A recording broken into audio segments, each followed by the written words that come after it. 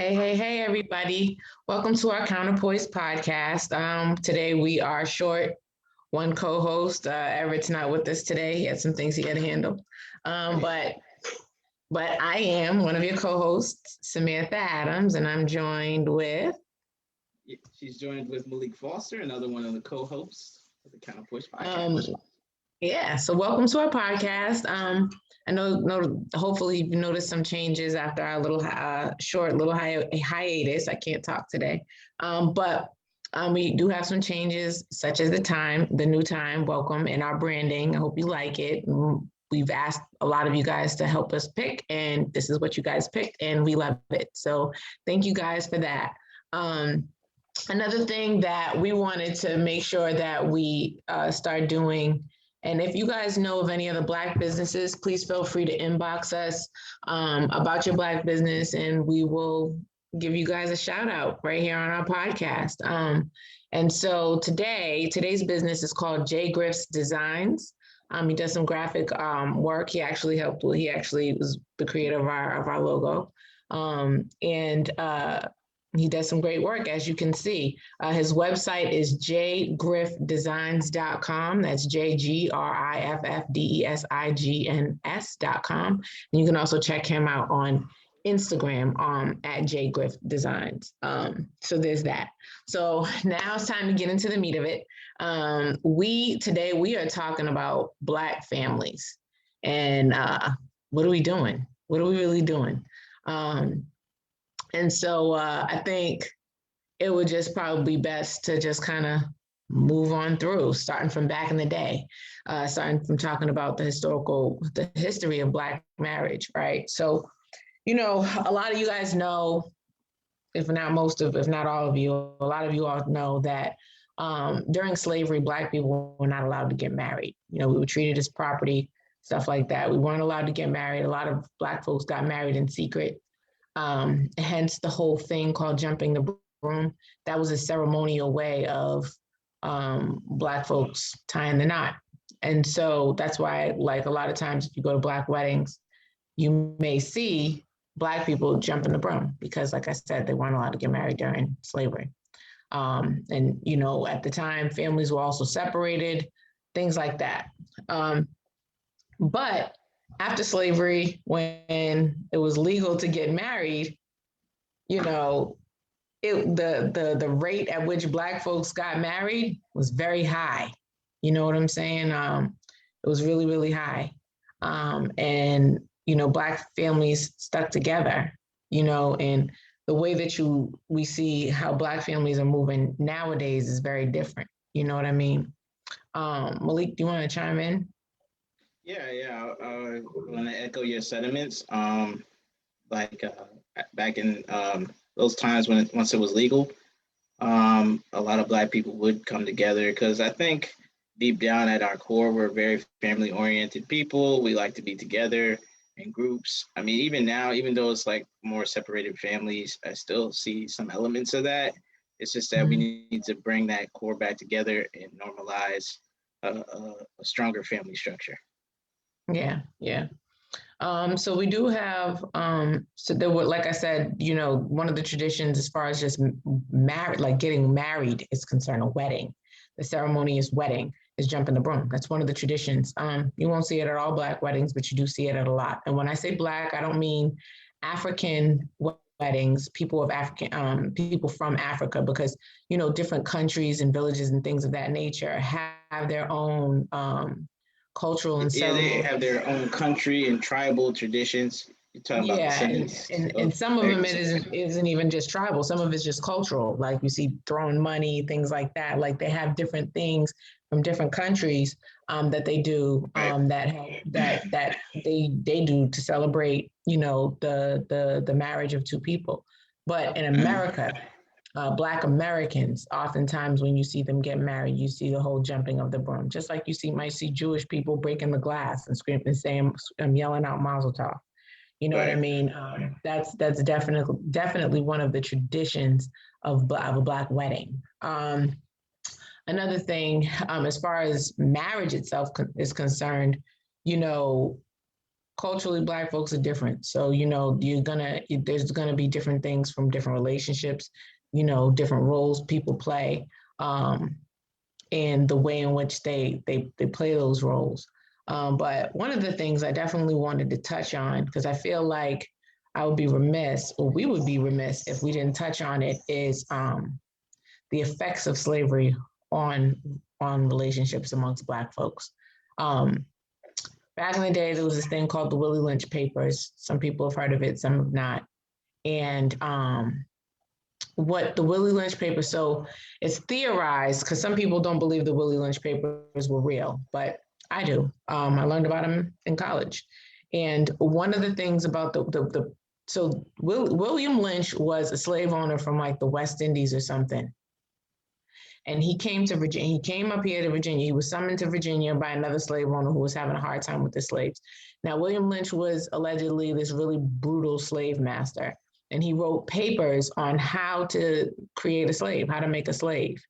And it started off by taking the biggest, blackest nigger, is what it says in the book, beating him to near death, tying him to two ends of a horse and sending the horse off in two different directions. I know it's gruesome, gory, and it's really sad, but that's what they did. But the thing about it is they had all the other slaves watch. Then they would take the next biggest, blackest slave and beat him to near death and leave him there. And the reason why they did that is because psychologically it would make all the other slaves fall in line because they didn't want to meet that same fate. And the type of effects that it had on the way women, Black women, brought up their children and the way that they protected their children, you kind of see that today, where you see a lot of times Black women treat their daughters as if, you guys got to be strong, you guys got to be independent, you guys got to be this, that, and the third, and they tend to coddle their sons. It's not true in every household, you know what I'm saying, but it definitely rings true. It's a common trait, a common theme that you do see in Black families. Another problem that it created is the demasculation of the Black man, right? Because then you have the Black woman who feels the need to be more protective and step into that role of trying to be protective. So trying to teach her boys to be a little more docile and things of that nature, so that, they might be protective, but it's almost like you're trying to teach the roles to be a little bit different. I'm not going to say uneven or whatever, but just switch the roles because of the fear of what could happen to her Black son. Yeah, may I cut in here real quick, Tim? Yeah, absolutely. Like, okay, with the Willie Lynch letter, when it comes to African American women, they would definitely target them and want to break them down to destroy the male Black image, to leave her unprotected and fear, so she can pass it along to her children, and specifically the male children, so they can grow up docile and fear, because they know if it's like the man and woman in the home, that's going to be a harder slave to control. So they have to break up the families in order to achieve their goal of making a good slave. So that was the whole purpose of doing that, destroying the male image. And you still kind of see that some of that today, to a certain extent, of destroying a Black male image to create that negativity. And they prop up Black females like, oh, Black girl magic. There's no equivalent for a Black male, right? There's no Black man magic. There isn't. It's Black. It's Black. I don't know. No one promotes it. Yeah, Black boy. They do put Black boy joy, but I think one of the problems with Black boy joy. That's not something I heard of.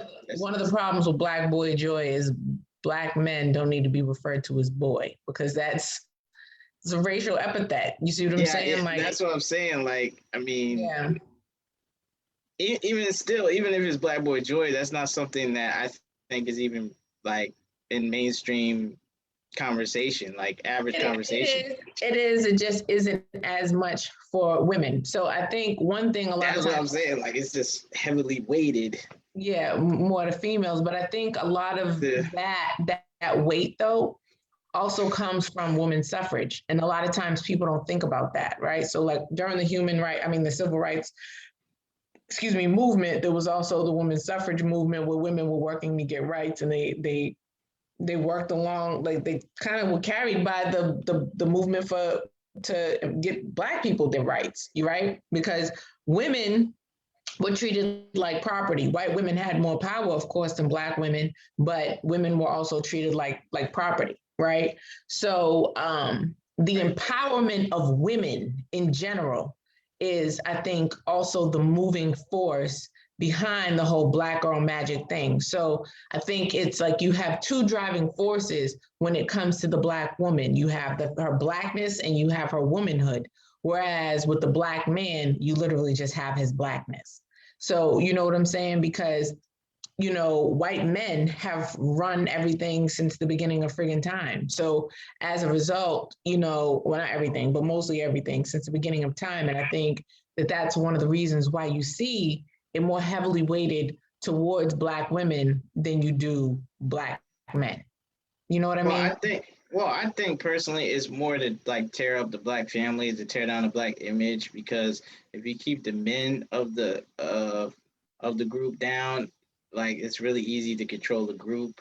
Because the women are essentially the backbone of the group. They're the teachers, they're the support system. They're like the spine that holds the body up together, and that's the way I look at it. So by attacking that, you can really damage the group. So if the women are in non-traditional roles, like where they feel like they have to be the providers and protectors, that clearly damages the group. It messes up the family structure, and it leads to what we have today: a lot of broken homes, a lot of unhappy women, because they're saying there's not enough men out here to get married, but a lot of these women are raising these men today. So it's like there's not men raising these men, and there's a lot of women raising these men, and they're still unhappy with that. So I think there's clearly a need for the Black families to be together. And there's clearly a need for a Black man to be with a Black woman in the home. I mean, of course, you can marry who you want, but I mean, when you look at the statistics, which we'll be getting into soon, you'll see that, most Black people are with Black people. I mean, most groups are with each other anyway. So, Right. by the numbers. So that's the way I look at it. Right. Right. I think, sorry guys, I had to fix my light. It got a little dark in here. Yeah, problem. Little technical issues. Okay. That's a little better. Started noticing one of my face started looking dark. But no, I mean, I can see where you're coming from with that, Malik. And I agree mostly with that. I do think that part of the problem also too is just knowing the history, right? Because a lot of people have never even heard of the Willie Lynch papers, right? So they don't even know that this thing existed or happened, or people don't know the full treatment of the enslaved people here in America. They don't know about how Black men, they know about how Black like how diabolical and sinister and very complex and detailed that it really was. Right. And I mean, not to get into reparations, but it even leads to a further argument why we need reparations, because this was a long-term plan. Exactly. So like they don't know, most people know, okay, they kidnapped Black people from Africa, brought them here, sold them, separated families, made them work in these crazy, horrible conditions. Women had to have babies in the fields, and some women, and some of them, were raising white babies, breastfeeding white babies and things like that. They know that. They know that some Black women, were bed wenches, where they were raped by their slave master and had babies, and then the baby was light enough, it got to live in the big house, and if the baby was too dark, it went out into the fields. They know that. Or the baby and the families were separated. They know that. But what they don't know is how men were raped, right? They don't know how men were treated. What'd you say? Oh, I said butt breaking. That's what they Right. would call it. Like you a The book whole breaker. term quote unquote fuck boy comes from, just, in case people want to know. You know what I mean? They don't know the depths of the conditions in which, but and how ruthless it was, and how god awful it was. And people lived through that for hundreds of years. You know what I'm saying? Only to once freed. The reason why I keep doing this is because it's not real, right? I mean, it's real to an extent, but it's not real, right? Only to become freed and still be treated like second class citizens. Mind you, these people were in Africa minding their business. You know what I'm saying? They're being kidnapped and brought here to this country to be treated like this when they was in Africa minding their business. I don't get it. You know, so like Malik said, when we start talking about reparations, it's almost like a common theme. You know what I mean? That here on the Counterpoise podcast, because we have a pretty good understanding of what happened back then. Not because we were there, but because we've learned it, and we've done some research and things like that. So I mean so it's frustrating when we see other groups who deservingly get reparations, but the people that built this country don't. And every time they talk about any form of reparations for Black folks in America, the descendants of the enslaved, it's like, no, I don't think so. It might cost too much. Oh, they got all these excuses, but they didn't have excuses when you were talking about the Asian hate bill. You don't have excuses when you're talking about reparations for the Japanese internment camps. They didn't even have excuses for the slave masters. Like, slave masters got reparations when they lost their slaves. Like, riddle me that, Batman, right? But I think we should go ahead and move on into the statistics so we can look at, how things have evolved in the Black family. Just know that the statistics that we're looking at, they come from like 2017, so they're a little dated, but the trend is pretty much the same. You know what I mean? You don't see very many things have changed since 2017. It wasn't that long ago. Yeah, it's based off of the United States Census Bureau. So, they take surveys every couple of years. I know they did one last year. So I guess maybe by 2022, some of the new stats will be out. Because I remember they did some surveys and sent them to people's houses last year. I don't know if you remember that, Sam. Yeah, it was a census, and then you can also fill it out online. Census, so yeah, you can fill it out online. So I don't know when they'll compile that data and publish it. Probably next year, I'm thinking. It's a lot of data because the population has probably increased, or maybe it hasn't, maybe it decreased. Who knows? And more people may have filled it out because they did the census. They did the census. It started just prior to quarantine. Right. So everybody was home basically. So and they really pushed it. Because I forgot, like, they basically had a weird way where you had to do it. Like, let me get this done. It's like, hey, if you don't do it, you're not getting your tax returns. I'm like, what? All right. Wait a minute. Right. Like, I was like, what? Oh, we got to fill this out. And they kept sending stuff like, hey, you haven't filled out your census. I was like, all right. Yeah, I got that thing done. I got tired of getting mail. Between that and because it was a census, it was voting, it was like mad stuff at one time. It was like, just get it all done. 2020 was a crazy year. Like, that was really crazy. But between that and we can get into some of the statistics. I'm gonna share my screen, and I guess let's go with the well, I'm on blackdemographics.com here, but how I'm gonna do it is I'm gonna kind of we'll just go to the stats. We'll just go from top to bottom because it's a weird order because we're talking about history, but the way they have it is the history is like in the middle. Right. And then just go over the overall stats, but we'll just talk about it graphic by graphic here. Let me pull this up. Can you see my screen? Yep. Okay. So let's just go ahead and go over some of this stuff. This right here is talking about Black marriage in America, where it says back, this has a stat from 2019, which is even more recent, which is good to know, where it talks about how 30% of African Americans were married compared to 48% of all Americans. So Black people are at a low, get married at a lower rate, and half of Black people were never married in 2019. compared to 34% of all Americans. And then with Black women, 48% have never been married, which is up compared to the 44% in 2008 and the 42.7% in 2005.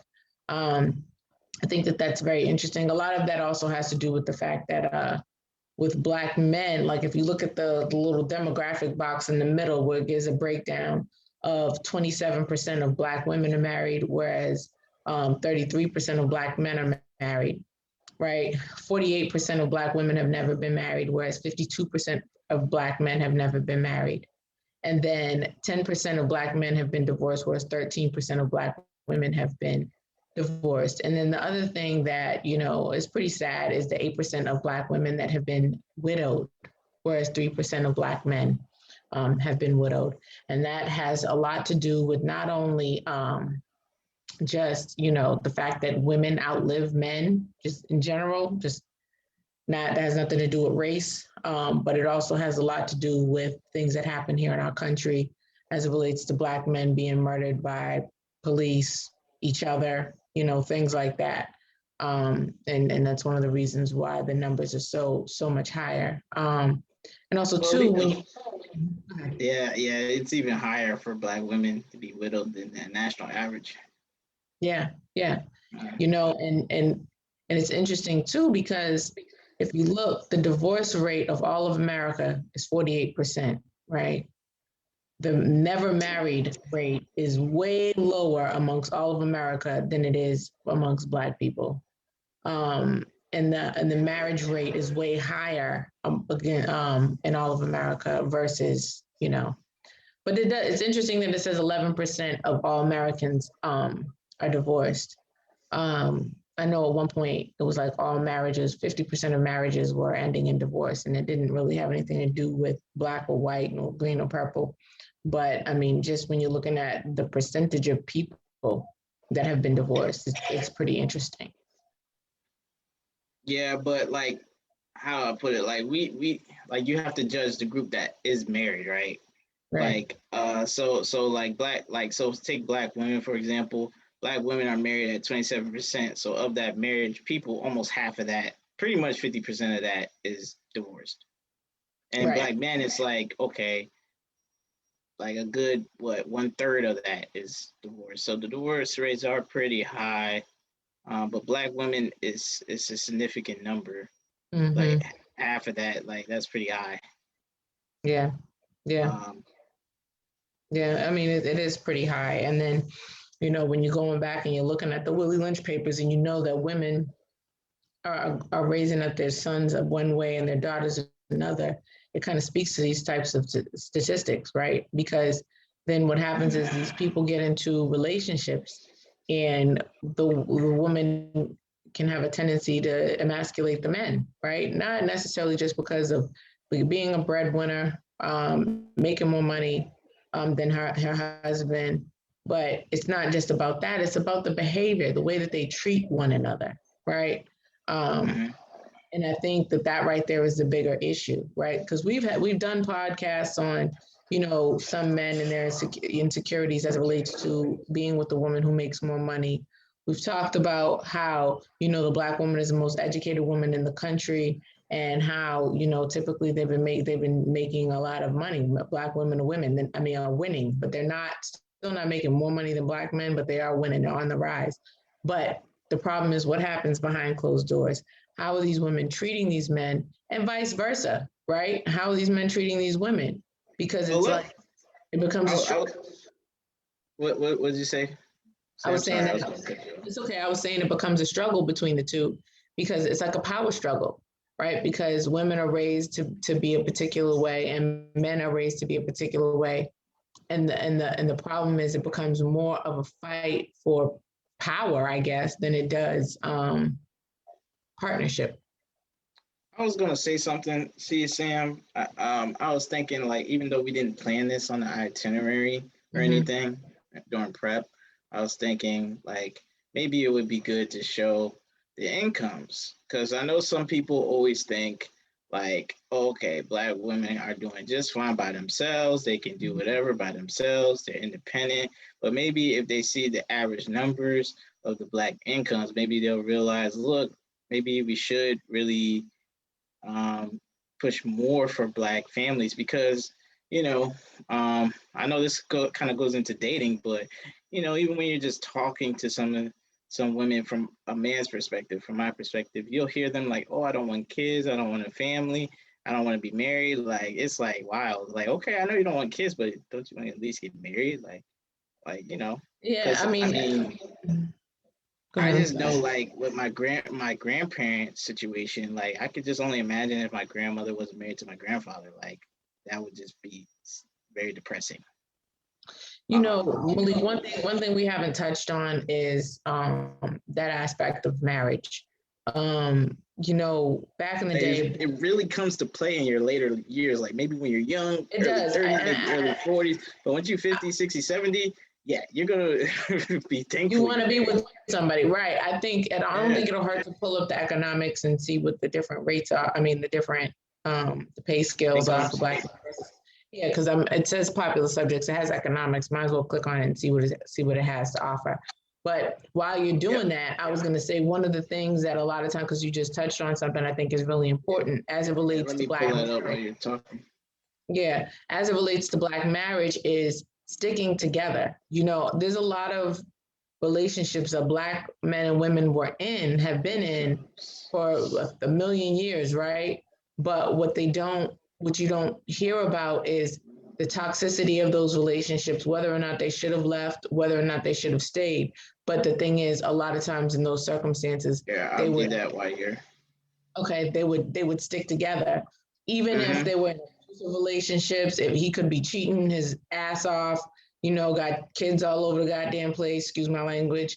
Um, or she could be cheating all over the place. You know what I'm saying? Or he could be abusive to her. Like there's a lot of things that people stuck together through, despite the fact that today, if those things were happening in this day and age, people wouldn't stick together. And I think that that plays a huge role when you're looking at um, marriage, the rate in which black spouses stay together, right? Um, and that even today, like that rings true for any type of a relationship, whether that's a heterosexual relationship or a homosexual or anything that falls on the spectrum, right? You just have two people. If you're not being treated right, or you're being abused or something like that, and back in the day, people would still stick through it. Whereas now there's like no tolerance for it, Um, and I think that that's important. I think it's important to make sure we touch on too, because I think it also plays a huge part because now we also have the whole cancel culture going on where, somebody does a bad thing and they get canceled.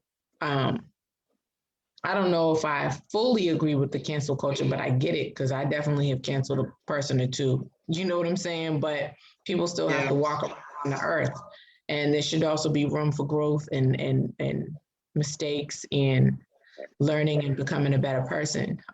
But there are some things that some folks feel as though they're inexcusable, and I completely get it. You know what I mean? Okay, I So have the statistics pulled up. If you're ready for that, Sam. yeah, sure, pull them up. Let's take a look Uh, at them. Yeah. uh, let's see, I let's see, do let's just see. do think it's important to also remember to consider that. Yeah. So here's the income because it was under households, right, and not economics. But anyways, so this is the individual income. I guess this is everybody. Um, the whole population, their income, right? Yeah. Um, and this is I guess the average earnings um, for the individuals. I guess this is like a group. I don't know, but anyways, I guess it's kind of old, right? I guess they'll update that. But yeah, the average earnings 40,000 a year um, for black males, and then for females it's 35,000. So that's the average. Um, So, I mean, you know, and 35,000, if you look at it, this is what is considered 35,000. You're working class, you know. So to be even middle or upper class, the average black person would need to be with a partner. Like you would need a spouse if you Yeah, want to get to this level just of to be middle income. class. Just to be middle Yeah. class. And I'm sure these numbers probably have gone up over the past 3 years, going on for, well, it's 2019, so I'm sure they've and gone up. Because but I'm also sure too, it's remember probably gone up a little bit. I'm sure they have, because think about it, they just came out and said a person, just an American, working a full-time job on minimum wage cannot afford an apartment anywhere in the country. Yeah, because I'm sure the working class for it might be up to like 30,000, 32,000 now, and this is Yeah, probably not working. Like 25,000 is you're probably down here. yeah, yeah. If not really here, depending on the, it honestly depends on the city. Like, I mean, I think this is going for like maybe a nice cheap area. Like if you're living in like our city, like Atlanta, or New York, or LA. LA, San Francisco, yeah, these numbers will be different. But I guess this is just the I don't average. think those numbers are going to be different. The reason I why I think say that, really, because the reason why I don't think those numbers are going to be much different is because the working poor and the working class, they don't make very much money, right? They make about 25. Think about it. If you work full time at like McDonald's and you make $8, $9 an hour, you're gonna fall within those two categories. So you know what I'm saying? Remember, minimum wage, I think, and I could be wrong about this, and so I do stand to be corrected. I believe it's $7.25. So if you have a bunch of black folks working in that environment, you know what I'm saying? Think about it. You know, they're going to fall within the lower class. If you notice, scroll back up for a second, Malik. Let me notice that when you look at black people, scroll up to that. you want? Yeah. Oh, you want to see the chart? Okay. If you notice when you look at the chart, right? Yeah, you might have 36% of black folks in the middle class, but that 36% almost looks like it falls in line with the people that are married. You see what I'm saying? But then when you look at the other classes, those easily could be people that are not married. Yeah, because this is a household, right? So if you're married, like, well, here, let me scroll down and show you. Like here, like if you're married, the average for black people is 81,000. It's still less than everybody else, but Right. it's still like, okay, you can work with that. You're not going to be struggling as Right. much as opposed to if you're by yourself. It's this is what it is. Right. And so when you scroll back up, 43,000 for the median. Yeah. Scroll back up, and that falls into where? Right here. That falls into here, and yeah. So you're just working class, and right. You know, and if and the average female is 10K away from this, right? The average, right? So that's not good at all. Yeah. So that's why I stress, you know, yeah, because here it goes, single black women, head of the family. This is it right here. So you're not even here. You're here. You're less, right? Right. Yeah. So I mean, that's not good, and there definitely needs to be some improvements. I think it's important too. We were going to talk about this a little bit later, but when we talk about government assistance and things like that, we can get into that in a second. Yeah, I got some stats on that too. Yeah, so right keep that up so we can go ahead, and when we talk about that, we can touch on that. But you know, one of the things we wanted to talk about is modern relationships and where we are now with those. You know what I'm saying? Hang on. And so one of the things that I wanted to touch on is right now, when you're looking at social media and stuff, you see more people getting married, right? But the question is, why are they getting married? Are they getting married because they want to be with each other forever? They feel like it'll be a great partnership. Are they getting married because they want to have a wedding? Right. So it's like, because the wedding is really just a big party. You know what I mean? Right. Yeah, the wedding it's for everybody else, not necessarily you. Right. I mean, the bride is like the one you're staring at. She's got this expensive dress. Everybody comes to the party. Yeah, it's an expensive party. It's a very bougie type of atmosphere, food, drinks. Celebration. But when that's finished, when that's finished, you still have to be with this person, and then you a lot of times these people are together and they don't even like each other. You know what I mean? And I think that it's important to recognize that that happens. And it's probably also one of the reasons for the divorce rate. The other page that you had up, Malik, talked a lot about the interracial relationships. And okay. Let me go back to that, because that's a topic that let's see. I think it's where was this? I don't know. Just click back. Yeah. Let me click back. Yeah. Okay. Oh, here we go. There we go. Mm-hmm. That works. So, I think it's just interesting. That would have been on the side, but whatever. I guess, it is what it is.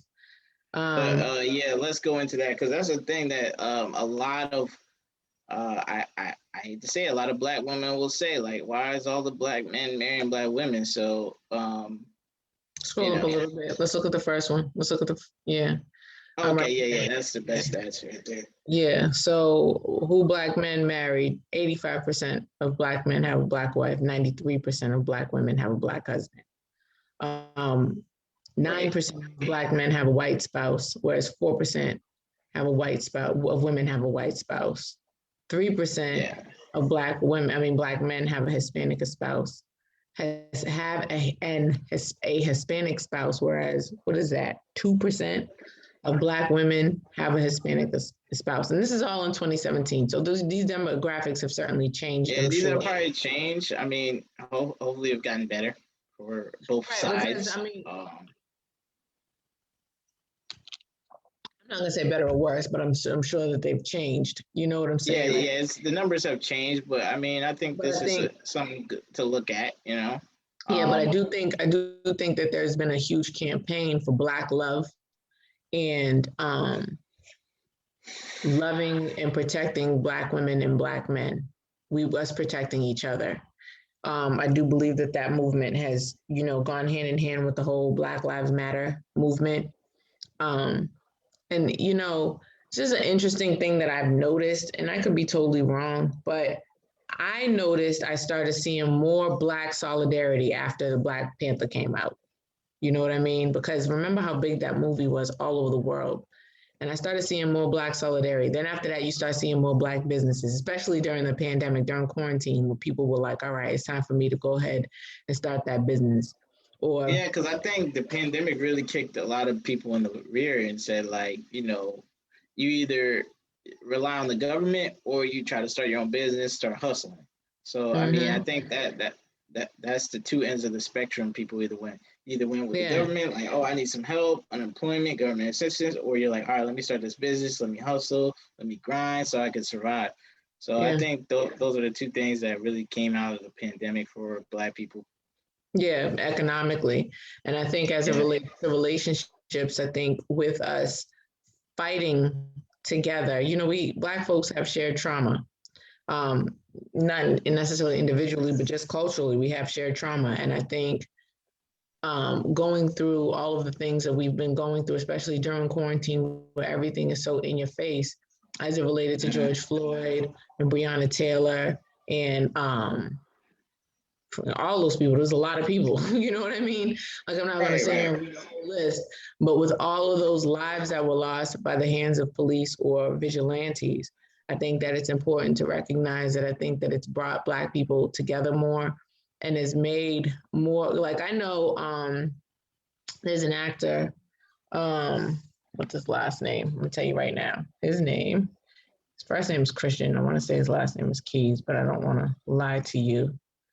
His name is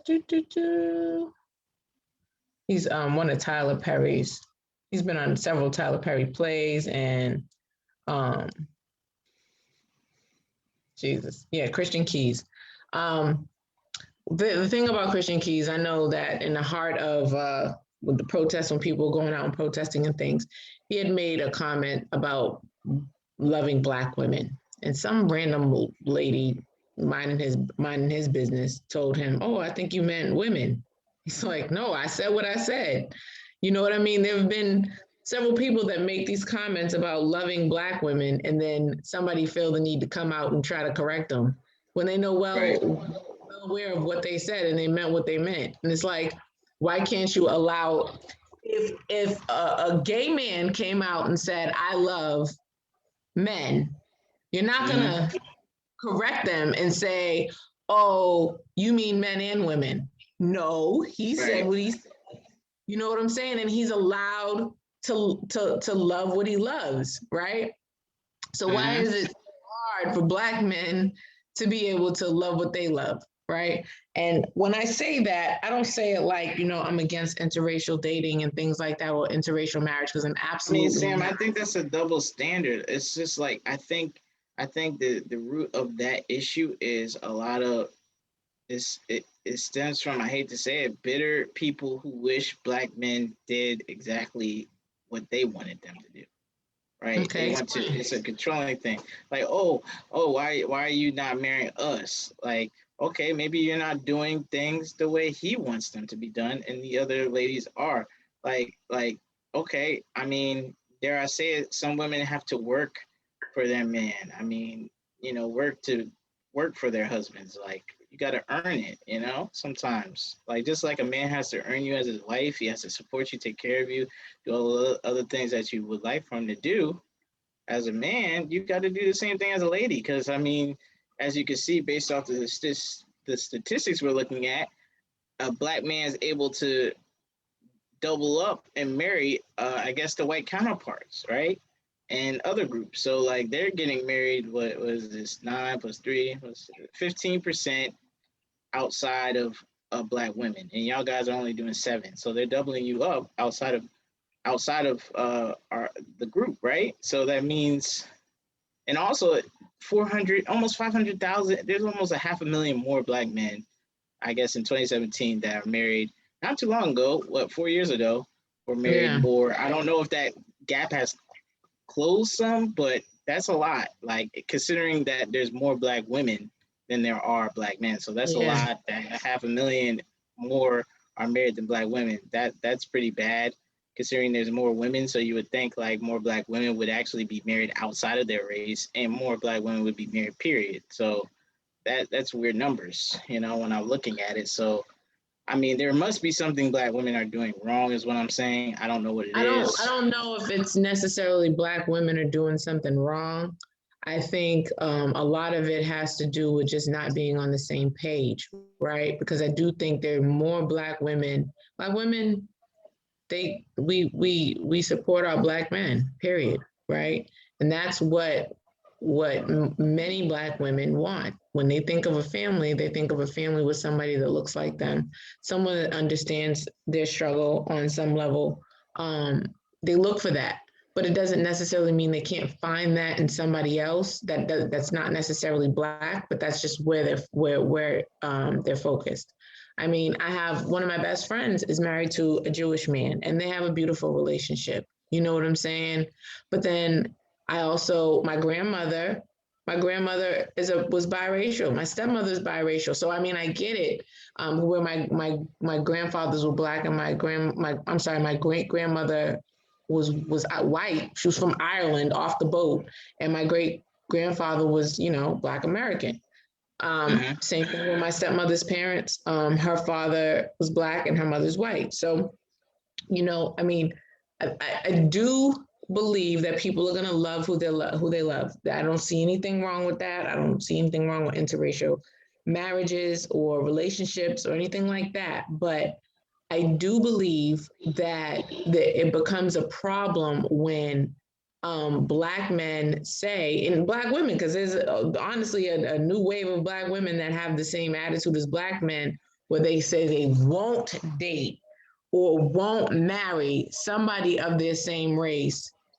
And it's not because it's you love who you love. It's because of some other reason, whether it be based on some trauma, whether it be on something superficial, or I some think it's a type lot of of self-hate. yeah, or some type of self-hate or ideology. That's when it's a problem. You see what I'm saying? And I think When we're looking at these numbers, I feel like, especially when it comes to Black women, I mean, how much of an option is that?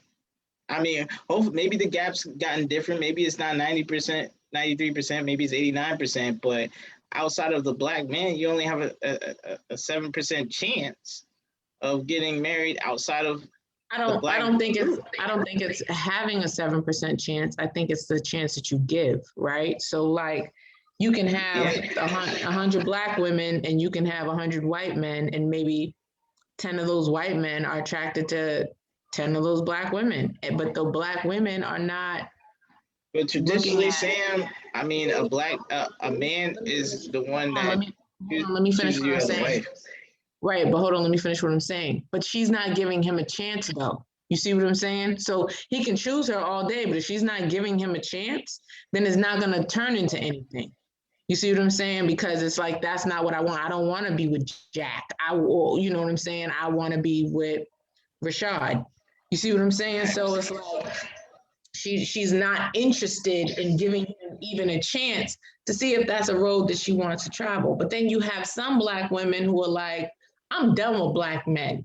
Just like you have some Black men who are like, okay, I like Rebecca, but you know, I mean, I'm in love with Rebecca. You know what I'm saying? It's not to say that I don't like Shantae, but I love Rebecca. Okay, cool, go love on Rebecca. But if Rebecca's not with it, then she's not with it. Just like if Shantae's not with Jack, then she's not gonna get with Jack. She's gonna go find Rashad. You see what I'm saying? So I think, you know, at the outset, like, you know, there's this adage where it says something like, women date who they want, men date who they can. But then it's a flip side is men marry who they want, women marry who they can. You see what I'm saying? And I think the problem with that is, first of all, having that ideology that, you know, neither one of them can do whatever they want. And it's the whole trying to put people into a box. You know what I'm saying? I think that people should be more open to different things, because you never know where you can find that partnership or that love or whatever. But I think that self-hate that you just talked about, Malik, is a stem of why you see these demographics so different. You know what I'm saying? Yeah. I was gonna say, let's kind of, you know, jump into the whole, you know, governmental assistance and some of the outside factors here that play a role. Yeah. Oh, wait, actually, let me go back to households. I think it was. Yeah. So, you know, one of the things we were gonna talk about is some of the factors. Was it income? I think so. I think it was income. I think so. It was some of the aspects of some of the not aspects, but some of the things that have influenced Black households and families and have had an impact on those things. You know, we've touched on income and things like that, but you know, a lot of times people think, you know, a lot of times when you hear racist white folks out there, they talk about, oh, how all these Black people are on food stamps, when in fact more white people are on food stamps than Black people. If you look at this stat, only 23% in 2019, 23% of Black people were on food stamps. 23%. So you know what I'm saying? That means 77% of Black people are not on food stamps. Right. 20% of Black households have Social Security. You pay into Social Security, let's just be clear, that's your money. You know what I mean? That's your money, and that's because they retired and they get the money that they paid into. Same thing with the retirement income. That just has more so to do with age, and what you paid in as you were working. The households with government cash assistance is 4%. That means 96% of people, of Americans, people in America receiving government cash assistance are not Black. So when people start talking that Black people always trying to live off the government, remember that 96% of Black folks do not get cash government assistance. 77% do not get food stamps. And as far as Social Security and retirement income, that's all money that you paid into. So, I think it's important to recognize that. But it also can have an impact on the relationships that Black folks have with one another. Because if you have some Black people who are receiving government assistance who feel like they don't necessarily need to be with another person to help them out because they're already getting help from the system. And it's not to say that you enter in a situation just to, be getting money. I mean, some people do, that's their business, but, feeling like you're okay just because you're going to get government assistance as opposed to looking into growing your life with another person who potentially could Right. participate in your financial circumstance is two totally different things. And I think it's important to notice, to recognize that. Yeah, because I think you also want to look at when you're talking about this assistance, you want to look at like how the average income's down. Like look at the single woman, right? And when you're a Black woman, you're making 5,000 less. So shoot, white women make about the average as a Black man. Just about. So it's like, Black women are really at the bottom, the totem pole here. And then if you're just talking about just Blacks as overall, that's the number. That's lower than average. And then only where it's really respectable is when you're married. So and that's still lower than the average, right? Yeah. So we fall short. So it makes sense that you're gonna see more Black people on assistance. I just think a lot of Black, but there's still less Black people on assistance. We make less, and there's less of us on assistance. Yeah, exactly. Yeah, correct. And I just think also like when you have like, when you're part of like the group doing the worst economically and as far as incomes, you're going to need that assistance. But the thing is, I think with the government assistance, I think the whole system needs to change because I think a lot of people, they get used to it and they want to stay on it because it promotes perpetual laziness, right? It doesn't promote you trying to change your situation. You're fine with just to help. It essentially replaces a husband, right? Like it replaces a spouse, a partner.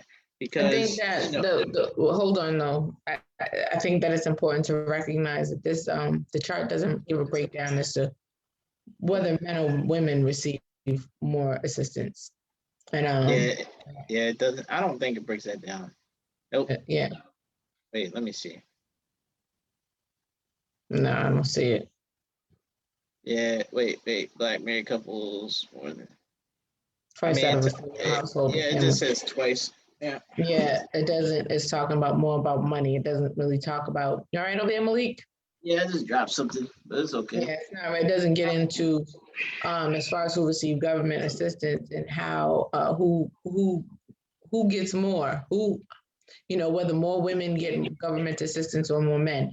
The assumption is women, right? Because women technically are the caretaker of children, right? So when you talk about women being pregnant, more often women get WIC. And then if they're not making very much money, especially if they're on maternity leave, things like that, well, no, they get WIC during that time. But then if they're not making as much money, they're more likely to be qualified for food stamps. And so does it promote a certain level of lasciviousness? Yes, but there's also plenty of Black folks out there who are working and get food stamps. You know what I'm saying? It really promotes complacency, man. It does, but the problem is that if they're working and they're getting food stamps, it's simply they wouldn't need food stamps if they were making more money. And you know, True. that goes all the way back to politics and changing the minimum wage and equal pay for women, things like that. You know what I mean? It goes into those whole arguments, which is not what we're here to talk about today. But I Right. do think it definitely goes into that. Another thing that I think the next structure I think you should pull up, Malik, is the one on about drugs and government. Like this is more so about government assistance, but you know, one of the things that Malik and I were talking about Oh before the yeah. Was start. that this chart or was it the? No, I think it was the other one. Let me see that college degree one though, because I think that plays a part in the money thing. Black weekly Oh, wage. oh. Yeah. Okay. It Let's. talks about like your weekly wage by education. Mhm. Yeah. Um. So black all education levels less than high school. Black men make more money. I mean, yeah. About No matter. See, this is what I'm talking about. Like, no matter what, if you're a black man, you make more money than black women. So when black women say they're doing better than black men, that's not the case. Like, even if you're, I'm like, even when you're close, you're still not ahead in terms of money. Like they'll say, as oh, a black men. whole, as a whole, Yeah, as a no. whole, like you might be doing better than some of the dudes you see on the street, but as Right, a but I group, think that when no. black And a lot of black women promote that. Like they're But I really think doing better than that black they men. promote that because they're not looking at black women as a whole. Either they're not looking at black women as a whole, or they're not privy to the statistics. Because they don't look at the statistics, they don't know the facts, they're just talking about some opinionated stuff that's not Mhm. behind anything, and they're just spewing out ignorance like, oh, black men are making more money, like at all areas At every they're level, doing yeah, better. So I don't know yeah. what you're talking about, black women, like it's not making any sense. Even when they But don't also, have a diploma, they're still doing better. but what also is interesting, remember the statistic about marriage of all of USA versus black people? Look at the income gap Yeah. between. So It's a huge so this gap. one, Yeah, it's a huge yeah, it's pretty huge. Yeah. it's a huge gap. It may seem like, oh, it's only $300, but that's a And look, week. black women, look, these other women still doing better than y'all. Look, they're almost doing better Right, than black men. So it's right. like in some areas they are doing better than black men. So what Yeah. happened to that all women alliance? So that's why I always say it's a facade, because at the end of the day, these white women are getting more money than you. And Well, you you did know, I don't think it's a facade. I remember I took a class in law, I mean, in undergrad, and it talked about the wage gap, and it talked about white men being on top, how much they get. Like if they get a dollar, they get dollar for dollar, right? And then white women get however many cents on the dollar. But let's say it's like, I don't know, 78 cents per dollar. Let's say 85 cents per dollar. Then black men get like 78 cents per dollar, and then black women get like 72 cents per dollar. So yes, we're at the low end of the totem pole, right? Like you just said. But that's the whole thing about that's the whole thing behind equal pay for women. Because when you start talking about equal pay for women, it forces black women to be a part of that conversation. You see what I'm saying? The one of the problems with it is if they create equal pay for women and they require it, and black women are pushed up to make the same amount of money as white women, right? And white women and black women are making the same amount of money as white men, that leaves black men behind. It leaves them behind. And that I think is where there's a huge problem, because I don't think people are talking about that. Nobody's thinking about that. You know what I mean? And I don't think it yeah, should just. I don't I was just gonna add on real quick, Sam. Sorry to cut you off. That I don't even think people are talking about that what you're saying, and also the fact that white women make more than black women, and that black women don't even get equal pay within women. Like they don't even get Right, that.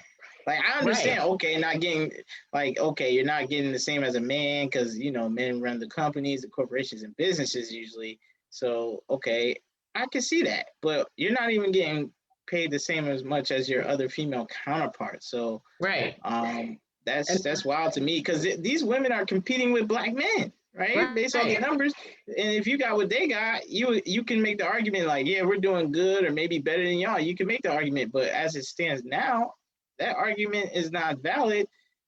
Maybe y'all have improved in the last 3 years based off of these statistics, but I mean, I don't know. I think the new statistics might come out in 2022. So we'll see if that has improved dramatically. But I think also the men probably have improved too. So I don't know. It's going to be interesting to see, especially too, because of what 2020 did. Because 2020 threw a fork in everybody's plans. You know what I'm saying? Yep. So So I think it's either gone down or gone up. Yeah. You know? And maybe they said overall the country has done better, so maybe it's gone up. Maybe, but it may have gone up for black people and down for white people. Possibly. Possibly, but I mean, because remember, black people, the reason why I say that is because black people are in the working class, right? And a lot of working class Americans had to go to work during the pandemic. They were essential, whereas everybody else had to stay home. So, you know, I can see that having that type of effect where you have these numbers pulling the switcheroo, but it's more so probably geared to the pandemic and all those things. But I did want to also touch on the drugs and how. Yeah, the drugs. I think that's in families, right? I think. I want to say. The reason why I wanted to touch on that is because, you know, when we were talking about the history of Black marriage, right? One of the things one of the things that we talked about is how when slavery ended, you know, there was this high number of Black people who were married, that were married, right? Around the 60s, and if you look at this, right, you have the war on drugs and its effect on Black marriage. It was super low back in 1890% of Black men would never marry. It was less than 10% of Black men were not married. You see what I'm saying? Yeah. So the Black line is the prison line for everybody who's like watching. And if you look at the course of everything, remember, slavery was over in 1865. So this chart starts after slavery. When you look at the Great Depression, of course, it spiked because, you know, people were depressed and using drugs and getting high and all that stuff. The incarceration rate increased, but only slightly. But also the marriage rate, I don't know if there's a chart on here for that, but the marriage rate was really high after slavery. And then when the 70s hit, that's when they declared the war on drugs. That darn Nixon, man. Yeah, that's when they declared the war on drugs. So that might have a correlation with this. Like maybe, you know, Black women were more likely to get married until 1970. I wonder why. Right, because Black men were going to jail. Because Black men were going to jail. And then you start seeing a spike here. Yeah. And so, and then the marriage rates went down. So they plummeted. So wow. So there's one thing I also wanted to say, right? In the 70s, that was like the hippie movement, free love, all that stuff. That's when you start seeing more interracial relationships and things of that nature, right? Hence part of the whole free love campaign. But it was also war, right? There was also Vietnam War going on. And then right after that, here comes crack. Right. And crack hit, and then look, because first, remember, when people were coming back from the war, they were hooked on heroin and stuff. The 80s hit, that's when crack hit, and then look at the incarceration rate amongst Black men. Look at how it skyrocketed. Yeah, that 1985 on to the 2000s. 81, that's 81. That goes from... Oh, yeah, that's 81? Yeah, that goes from 10%. 10%. 10 years later, the thing is at almost 20. At 20, and then by 2000, it's over 25%. You know what I'm saying? It dropped a little bit, you know, in the 20 teens or whatever, but it's still really high. You know what I'm saying? And so I think that it's important to note that the war on drugs, which, you know, there's a whole racial thing because Black communities are over policed and things like that, that's going to have a huge impact on Black relationships, right? And Black love and things like Black families, because what happens is you have Black men that are being torn from their homes, being separated, much like they were back in slavery, during slavery times, where Black men are going to jail for small amounts of marijuana, like little things. Yeah, but also too, remember there was crack. You know, there's a whole campaign that the government flooded Black neighborhoods with crack cocaine. And when that happened, of course, crime is gonna increase because now you have all these people who are sick and addicted to drugs, and then they start resulting to the life of crime in order to feed their habit, whether it be prostitution, stealing, killing, selling drugs, things like that, things that can help to increase their pay and get them some money so that they can try to take care of and protect their families, but it's criminalized at the same time, right? So I'm not saying whether or not it should be criminalized or not criminalized or whatever, but it is. And so, you know, I think that it's important to note that, you know, when you're talking about drugs and the way that it hit the community, that, you know, it had a huge impact, and it also still continues to impact families to this day, because there are still families who are separated because of this pandemic of sending Black people to jail. You know, when you look at the incarceration rates, 85% of 85% of prisons are filled up with Black people. You know what I mean? Right. Yeah, it's very high, and I think that does contribute to the current state of Black families and how they're broken and how a lot of Black women aren't getting married. I think that is a contributing factor, as well as others. So that does play a vital role in the Black family relationships. And I think another thing that plays a role is social media. Touch on that real quick. And I think how, like, you know, social media is really promoting a lot of independence and a lot of, but also Black love, like you were saying as well. It's like two extreme ends of the spectrum. They promoting independence, have fun, and then, like, you know, you can always get married whenever or have kids whenever. I think that's a wrong propaganda to promote, wrong ideology to promote. Like, hey, have fun, and then wait till later or whatever. I'm like, look, if you want to get married and you want to do stuff, I mean, you want to get it done. I don't think you should just, you know, do things based off of social media, because a lot of people just want to take pictures. They just want to have this single lifestyle for so long or whatever. And also, you know, it also makes dating different. So, like, you know, you have a lot of people to choose from, and you see a lot of people are approaching you. You used to date, you know, within your neighborhood. You see local girls, see local guy, but now it's like you can go all over the world to date now. The world's your oyster if you have some money, if you have the means to do so. So I think that's very important. Yeah. Yeah, it does play a huge role. The thing about social media is people post what they want you to see, not what's actually going on. So, you know, people see all these fun weddings, you see people traveling, you see all this, but you don't see the hard work that goes into that relationship. All of the times they broke up and got back together, you don't see that stuff. So a lot of times when you see these things and everything looks great and fun, it becomes glamorized, and, you know, people want that. They want that glamorous. Everybody wants a glamorous, happy looking lifestyle. But the thing is, there's one thing to look happy, it's something else to be happy. And I think it's important to remember that whenever you're looking at social media, and trying not to emulate what you see on social media, and just try to create your own realm of happiness, especially when it comes to relationships, marriages, and families, because you're talking about the life and livelihood of other people. Yeah, you know what I'm saying? And so can you hear me? Yep, I can hear you. I just think that it's important Sam? to remember that. Yeah, I can hear you. Can you not hear me? Uh-oh.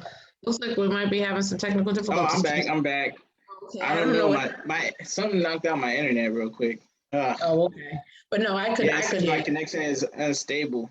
I don't know. I hear that happens. I'm on Zoom a couple times a week. Happens all the time. It happens. I don't know. Weird. Yeah. Yeah, sorry about that. See, they don't want us to share the truth. Right, they're trying to stop our Out here shine. trying to stop us. Yeah, I know Right, we but went a little over time, but I think this topic is very important yeah, to Black progress, and it's like the foundation to the community achieving success as a group. Because I mean, that's one of the reasons why we started this podcast to, promote Black excellence. And I think Black excellence starts with the Black family, Black relationships. I'm not saying you have to be married or you have to be single, but I mean, there's a lot of people who want to be married, or they want to look at like, how do I achieve success? And the average way to achieve success is being with a spouse. I mean, it doesn't matter if you're gay, straight, or whatever, but having a spouse and you guys working in life together. I mean, that substantially increases your income by the statistics. So Black women, you go from 35,000 to 81,000. Black men, you double your income. Black women, you almost triple it. So it's like, yeah, that's the best come up you can get. I mean, without you working hard, getting your own business and doing everything on your own. But I mean, that's a lot easier. hmm Um, and it saves you time, money, and energy. Like, I mean, maybe not time because you're with that person forever. Maybe it's not so much energy, but you know, being on your own, it's like we see what the average results are. So yeah, yeah, and also too, which as it relates to children and the upbringing of children and things that children get to see, and they can learn and know that it's okay to be with somebody else other than just being by themselves. And learning how to properly love each other. And when I say love each other, I don't necessarily mean just loving a significant other. I just mean loving other people and being how to be with other people. Because, when you grow up in a family environment, you kind of have some semblance. Most people do, you know what I mean? And even some people that don't really have a lot of family, but, they grow some semblance of what it means to be good and kind to one another. Um, and when you're talking about, just marriage in general, I found this quote by Elizabeth Gilbert. My God, I'm sorry, I can't talk today. Her name is Elizabeth Gilbert. And she wrote something called Committed, a skeptic makes peace with marriage. And the quote says, to be fully seen by somebody, then, and be loved anyhow, this is a human offering that can border on miraculous. And so when you're talking about marriage and families, you can't not include love, right? and mhm. and to know that you're growing in love, whether you're married, you just have a significant other, whatever it is, you know just know that there's something miraculous in that. Even if your relationship is considered a partnership, there has to be some level of love there. And it's something that's not short of miraculous. So, be good to each other, guys. I mean that. And you just know that if you do want to get married, or if you do want to grow with someone, just know that it's possible for you. Just you don't have to like put yourself in a position where you feel like you need to settle, or you don't have to put yourself in a position where you need to be in a place of being hurt or harmed. Because I think that the true beauty in those types of in certain types of relationships, especially ones where people are married, yeah, they're work, they're a lot of work and they're difficult, but I do believe that people have the ability to grow in them. And with that being said, I wanted to give another. We wanted to. I don't want to just say me by myself. We Yeah, the wanted to give Counterpoise podcast. We want to shout out what Griffey Designs. Was that the Jay name? Griffin Designs. I believe it was Jay Jay Griffey Griffin. Designs. Yeah, designs. So you guys make sure you check him out. He does graphic art. He's created our new logo. As you can see, we like it. We really like it. You guys chose the color scheme, but he did a great job, and we really appreciate him for that. Yeah, So this shout is out the to logo him. behind me. Yeah. So shout out to him. And so Yeah, thank you thank guys you, for man. tuning in. We went a little bit over this week. Even though Everett wasn't here, we still went Right, over. right. Um, That's what you we do know, here at the Counterpoise podcast. We go above and beyond the expectations out here. right, right. So if you want to check me out, you can check me out on Instagram at Samantha Renee 77_ESQ. You want to follow me on Facebook, it's Samantha Adams -ESQ. Make sure you check us out on Instagram, Facebook, and YouTube at Counterpoise Podcast. Like, follow, subscribe, tell a friend to tell a friend. We are here every Sunday at 11:30 and every Wednesday at 8:30 for What's Up Wednesday. Now we're on here on Facebook Live on Sunday and on IG Live on Wednesday. So please, please, please make sure you check us out. Feel free to also comment while we're in the midst of our doing our podcast, because we love to talk to you guys. We love when you guys interact with us. That's what we're here for. We want to uplift the community. We can't do that without the community. So make sure you like, share, subscribe, tell a friend to tell a friend. Malik?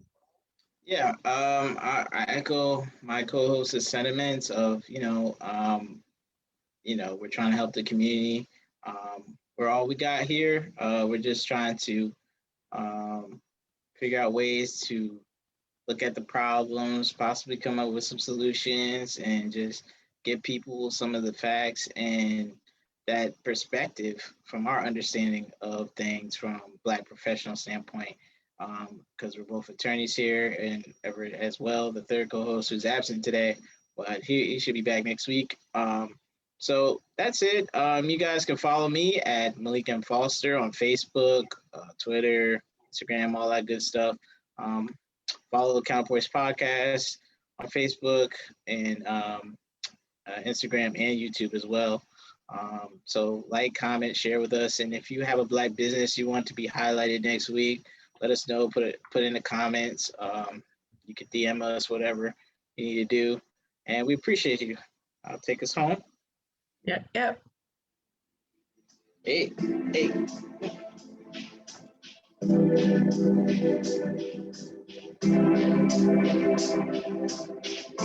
Yeah, we voted E out this week. Hey. If you guys want to follow E, his social media handle is that guy 2104 on everything. So you can check him. I follow him too. Yeah, you can follow him if you want. All right, guys. Hey.